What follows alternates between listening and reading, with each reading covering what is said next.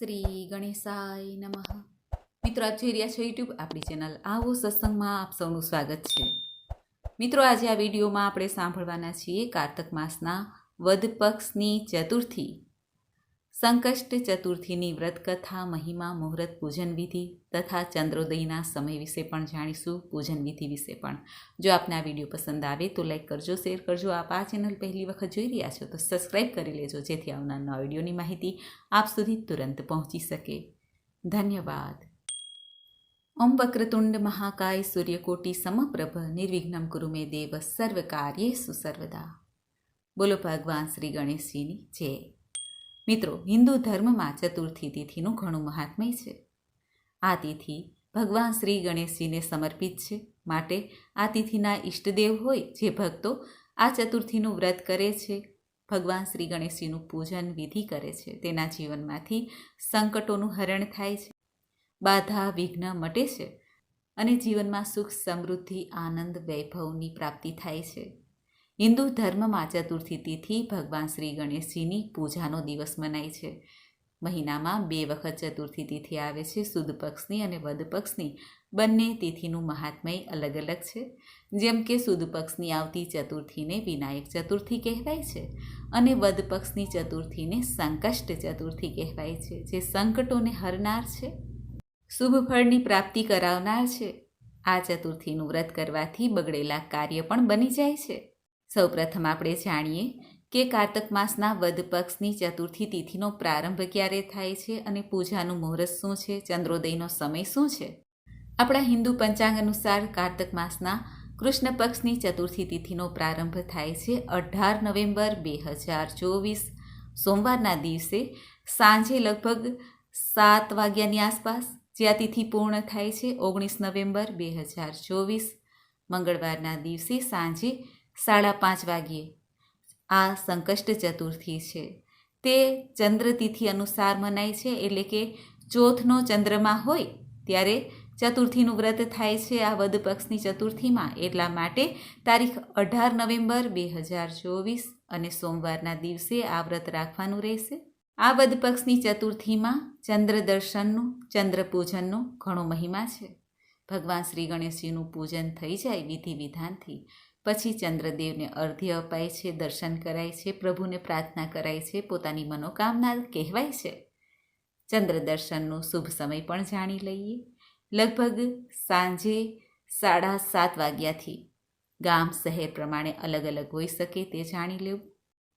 આજના દિવસે ગણેશજીની પૂજા સવારે પણ થઈ શકે છે અને સાંજે પણ. સાંજે લગભગ 5:30થી લઈને 6 વાગ્યા સુધીમાં પૂજન કરી લેવું જોઈએ. ત્યારબાદ ચંદ્ર દર્શન થાય ત્યારે પૂજન થાય છે. આ વ્રત એક જ દિવસનું હોય છે, માટે આ વ્રત સૂર્યોદયથી લઈને ચંદ્ર દર્શન થાય ત્યારે વ્રતના પારણા થાય છે. હવે આપણે જાણી લઈએ આ ગણેશ ચતુર્થીની પૂજન વિધિ વિશે. જે ભક્તો આ ગણેશ ચતુર્થીનું વ્રત કરવા માંગે છે અથવા જેઓ વ્રત નથી કરતા, તેઓ સર્વે ભગવાન શ્રી ગણેશજીનું આજે પૂજન કરી શકે છે. સવારે વહેલા ઉઠીને સ્નાનાદિથી પરવારીને શુદ્ધ વસ્ત્ર ધારણ કરવા. ત્યારબાદ ભગવાન શ્રી ગણેશજીનું, જે કે આપણા ઘરના મંદિરમાં પ્રભુનું મૂર્તિ, ફોટો બિરાજમાન જ હોય છે. ના હોય તો પૈસો અને સોપારી પણ ભગવાન શ્રી ગણેશજીનું સ્વરૂપ માનીને તેની પૂજા કરી શકાય છે. ઘરના મંદિરમાં પણ શ્રી ગણેશજીનું પૂજન થઈ શકે છે અને અલગ બાજોટ ઢાળીને, લાલ વસ્ત્ર પાથરીને, તેની ઉપર અનાજની ઢગલી કરીને, ઘઉં, ચોખા વગેરે, અને ત્યારબાદ ભગવાન શ્રી ગણેશજીની મૂર્તિ કે ફોટોને સ્થાપિત કરાય છે. કુંભ સ્થાપન પણ કરી શકાય છે અને આજે સવારથી જ્યારે ચંદ્ર દર્શન થાય ત્યાં સુધી અખંડ જ્યોત પણ પ્રજ્વલિત કરી શકાય છે. ત્યારબાદ ભગવાન શ્રી ગણેશજીની સામે ધૂપ, દીપ, નૈવેદ્ય, કંકુ, સિંદૂર, હળદર આદિથી પૂજન થાય છે. ભગવાન શ્રી ગણેશજીની સાથે શ્રીયંત્રનું પણ પૂજન કરી શકાય છે. ભગવાનની સામે નૈવેદ્યમાં ઘી, ગોળ, ઘઉંના લાડુ ધરાવાય છે અથવા મોતીચૂરના લાડુ કે ચણાના લોટના લાડુ પણ ધરી શકાય છે. વ્રત કરનારે પોતાના મનોરથની સિદ્ધિ માટે ગણેશજી સમક્ષ પ્રાર્થના કરાય છે અને વ્રતનો સંકલ્પ કરાય છે કે પોતે વ્રત કેવી રીતે કરવા માંગે છે. આ વ્રત બે રીતે થાય છે. એક તો ઉપવાસ, જેમાં ફલ ફલાદી લઈ શકાય છે, ચા દૂધ કોફી લઈ શકાય છે. અને એક છે એક ટાઈમ ભોજન, જે સાંજે જ્યારે ચંદ્ર દર્શન થઈ જાય ત્યારબાદ રાત્રિએ એક ટાઈમ ભોજન, સાત્વિક ભોજન લઈ શકાય છે. ભગવાન શ્રી ગણેશજીનું આ ચતુર્થીનું વ્રત છે. આ વ્રત કરવાથી મિથ્યા કલંક, ચોરીનો આરોપ કે ભગવાન શ્રી ગણેશની કૃપાથી કોઈ પણ કષ્ટ, બાધા, વિઘ્ન જીવનમાં આવતા હોય, સંકટો હોય કે ગ્રહ નડતર હોય, ઉપરી બાધા હોય, તે સર્વમાંથી મુક્તિ મળે છે. ચંદ્ર દર્શન કરવાથી ગ્રહમાન પણ સારા થાય છે, મન મજબૂત થાય છે, મન મક્કમ થાય છે. ભગવાન શ્રી ગણેશજીની કૃપાથી ભક્તોના સર્વે મનોરથ પૂર્ણ થાય છે. આ વ્રત કોઈ પણ કરી શકે છે.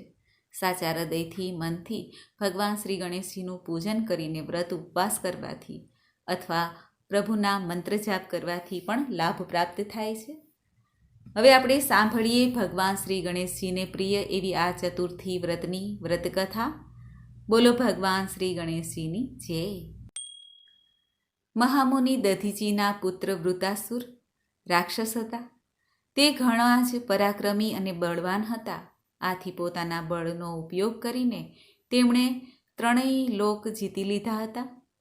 દેવતાઓને પોતે તાબે કરી લીધા હતા. દેવતાઓને ત્રાસ આપીને હેરાન પરેશાન કરતા માટે સર્વે દેવી દેવતાઓ ચારેય દિશાઓમાં નાસભાગ કરવા લાગ્યા. બધા દેવો એક થઈને દેવરાજ ઇન્દ્રને પોતાના નેતા બનાવીને ભગવાન શ્રી નારાયણના ચરણોમાં ગયા. ભગવાન શ્રી હરિ વૈકુંઠ ધામમાં બિરાજમાન હતા. ત્યાં સર્વે પહોંચ્યા. ભગવાન નારાયણને પોતાની દરેક સમસ્યા કહી, માહિતગાર કર્યા. પછી દેવરાજ ઇન્દ્ર કહેવા લાગ્યા કે હે દયાના સાગર, સૃષ્ટિના સર્જનહાર, અમારી ઉપર મહેરબાની કરો. અમે સૌ વૃતાસુરના ત્રાસથી કંટાળી ગયા છીએ. માટે એ રાક્ષસનો નાશ કરીને અમને શાંતિ અર્પણ કરો. દેવતાઓની અરજી સાંભળીને ભક્તવત્સલ ભગવાન નારાયણ બોલ્યા, હે દેવરાજ, સમુદ્રના વચ્ચે ટાપુમાં રહેવાને કારણે રાક્ષસો બહુ નિર્ભીક, તોફાની, સાથે જ બળવાન પણ બની ગયા છે. આ ઉપરાંત વૃતાસુર દાનવે તો બ્રહ્માજીની પાસેથી અભય વરદાન પણ મેળવી લીધું છે. માટે તમે બધા અગસ્ત્ય ઋષિને, જે સર્વ ઋષિઓમાં સર્વશ્રેષ્ઠ છે, તેમની પાસે જાઓ. તેઓ સિદ્ધિવાન મહામુનિ છે. તેઓ પોતાની સિદ્ધિના બળે સમુદ્રનું બધું જ જળ સૂકવી લેશે અને વૃતાસુરને શોધી કાઢશે. આથી દૈત્યો બધા પોતાના પિતાની પાસે ચાલ્યા જશે અને તમો સૌ એના ત્રાસમાંથી મુક્તિ પામશો. મુક્તિ પ્રાપ્ત કરીને તમે સુખેથી રાજકાજ ચલાવી શકશો. ભગવાન વિષ્ણુની આવી વાણી સાંભળીને સૌ દેવતાઓ અગસ્ત્ય મુનિ પાસે પહોંચ્યા. તેમના આશ્રમમાં જઈને મહામુનિની સ્તુતિ કરવા લાગ્યા અને તેમને પ્રસન્ન કર્યા. મહામુનિ ઘણા પ્રસન્ન થઈને બોલ્યા, હે દેવતાઓ, તમે સર્વ ભેગા મળીને મારી પાસે શા માટે આવ્યા છો? ત્યારે દેવરાજ ઇન્દ્રએ કહ્યું, હે મહામુનિ, તમે તો ત્રિકાળ જ્ઞાની છો. અમારી વેદનાની આપને અવશ્ય જાણ હશે. છતાં પણ હું તમારી પાસે આવવાનું કારણ બતાવી રહ્યો છું. વૃતાસુર નામના બળવાન રાક્ષસે પોતાની માયાવી શક્તિના આધારે ઇન્દ્રલોક પર કબજો કર્યો છે. અમોને પરાસ્ત કરીને ઇન્દ્રનું રાજ્ય ઝૂંટવી લીધું છે. અમે સૌ તેમના ગુલામ બની ગયા છીએ. માટે અમે સૌ કંટાળીને આમ તેમ ભટકી રહ્યા છીએ. આ બાબતમાં ભગવાન નારાયણની સલાહની મદદ લઈને અમે સૌ આપની પાસે આવ્યા છીએ. તો હે મહામુનિ, અમારી ઉપર દયા કરો અને વૃતાસુરના ત્રાસમાંથી અમને મુક્ત કરો. દેવોની દુઃખભરી સમસ્યા સાંભળીને મહામુનિ બોલ્યા, હે દેવતાઓ, તમે મારી પાસે આવ્યા છો, માટે આપ સૌને સુખ શાંતિનો રસ્તો બતાવું છું. તે ધ્યાનથી સાંભળો. થોડીવાર અટકીને ઋષિ બોલ્યા, હે દેવગણો, આપ સૌ નચિંત થઈને આપના સ્થાનોએ પાછા ફરો. તમારા સૌના દરેકના મનોરથ અવશ્ય પૂરા થશે. હું આપને આશીષ આપું છું. મહામુનિની વાત સાંભળીને દરેક દેવતાઓ નિશ્ચિંત થઈને પોતપોતાના સ્થાને ચાલ્યા ગયા. તેમના ગયા પછી મહામુનિને મનમાં ચિંતા થવા લાગી કે આવડા મોટા દરિયાનું બધું જ જળ હું કેવી રીતે પી શકીશ? આવા કપરા સમયે મહામુનિએ ભગવાન શ્રી ગણેશજીનું સ્મરણ કર્યું. સંકટમાંથી મુક્તિ માટે સંકષ્ટ ચતુર્થીનું વ્રત કર્યું. શ્રદ્ધા ભક્તિથી ભગવાન શ્રી ગણેશજીનું પૂજન કર્યું. 3 મહિના સુધી સતત વ્રત કરવાથી ગણેશજી પ્રસન્ન થયા અને તેમની ઉપર કૃપા કરી. આ વ્રતના પ્રભાવથી મહામુનિ સમુદ્રનું બધું જ જળ પી ગયા, દરિયાને સૂકવી નાખ્યો. આ રીતે મહામુનિએ ભગવાન શ્રી ગણેશજીનું વ્રત કરીને દેવતાઓની સમસ્યાનું સમાધાન કર્યું અને પ્રભુની કૃપા પણ પ્રાપ્ત કરી. આ વ્રત કથા સાંભળવા માત્રથી જ 1000 અશ્વમેઘ યજ્ઞનું પુણ્ય પ્રાપ્ત થાય છે. બાજપેયી યજ્ઞ કર્યાનું મહાપુણ્ય પણ પ્રાપ્ત થાય છે. મહામુનિએ પોતાના જ્ઞાનના પ્રભાવથી દેવોને વૃત્તાસુરના કેદમાંથી મુક્ત કર્યા. હે ભગવાન શ્રી ગણેશ, જેવી રીતે આપ અગસ્ત્ય ઋષિને ફળ્યા, એવી જ રીતે આપનું આ વ્રત કરનાર, કથા કહેનાર, કથા સાંભળનાર સૌને ફળજો. બોલો ભગવાન શ્રી ગણેશજીની જય. તો મિત્રો, આપણે સાંભળી કારતક માસના વદ પક્ષની ચતુર્થીની વ્રતકથા, મહિમા, મુહૂર્ત, પૂજન વિધિ. મને આશા છે કે આપને આ વિડીયો જરૂર પસંદ આવ્યો હશે. આજે ભગવાન શ્રી ગણેશજીના કોઈ પણ મંત્રનો જપ કરવાથી લાભની પ્રાપ્તિ થાય છે, મનોકામના પૂર્ણ થાય છે. મંત્ર છે: ઓમ એકદંતાય વિદ્મહે વક્રતુંડાય ધીમહિ તન્નો દંતી પ્રચોદયાત. મહાકર્ણાય વિદ્મહે વક્રતુંડાય ધીમહિ તન્નો દંતી પ્રચોદયાત. ગજાનનાય વિદ્મહે વક્રતુંડાય ધીમહિ તન્નો દંતી પ્રચોદયાત. આ રીતે ગણેશજીના કોઈ પણ મંત્ર જે આપણને પ્રિય હોય તે જપી શકાય છે, અથવા ગણેશજીના 12 નામ છે તેને પણ જપી શકાય છે. ઓમ સુમુખાય નમઃ, ઓમ એકદંતાય નમઃ, ઓમ કપિલાય નમઃ, ઓમ ગજકર્ણાય નમઃ, ઓમ લંબોદરાય નમઃ, ઓમ વિકટાય નમઃ, ઓમ વિઘ્ન વિનાશકાય નમઃ, ઓમ વિનાયકાય નમઃ, ઓમ ધૂમ્રકેતવે નમઃ, ઓમ ગણાધ્યક્ષાય નમઃ, ઓમ ભાલચંદ્રાય નમઃ, ઓમ ગજાનનાય નમઃ. આ 12 નામમાંથી કોઈ એક મંત્રનો જપ પણ કરી શકાય છે. આ ઉપરાંત આજે સંકષ્ટ ચતુર્થી હોય, ભગવાન શ્રી નારદજી દ્વારા કહેવામાં આવેલ સંકટ નાશન ગણેશ સ્તોત્રનો પાઠ પણ કરી શકાય છે, સાંભળી શકાય છે. તે પણ આપણે સાંભળીએ. પ્રણમ્ય શીર્ષા દેવમ ગૌરી પુત્રમ વિનાયકમ ભક્તા વાસમ સ્મરે નિત્યમ આયુઃ કામર્થ સિદ્ધયે. પ્રથમમ વક્રતુંડમ ચ એકદંતમ દ્વિતીયકમ તૃતીયમ કૃષ્ણ પિંગાક્ષમ ગજવક્ત્રમ ચતુર્થકમ લંબોદરમ પંચમમ ચ ષષ્ઠમ વિકટમ એવ ચ સપ્તમમ વિઘ્નરાજેન્દ્ર ધૂમ્રવર્ણ તથાષ્ટકમ નવમમ ભાલચંદ્રમ ચ દશમમ તુ વિનાયકમ એકાદશમ ગણપતિમ દ્વાદશમ તુ ગજાનનમ. દ્વાદશેતાની નામાની ત્રિસંધ્યય પઠે નર ન ચ વિઘ્નભયમ તસ્ય સર્વસિદ્ધિકર પ્રભુ.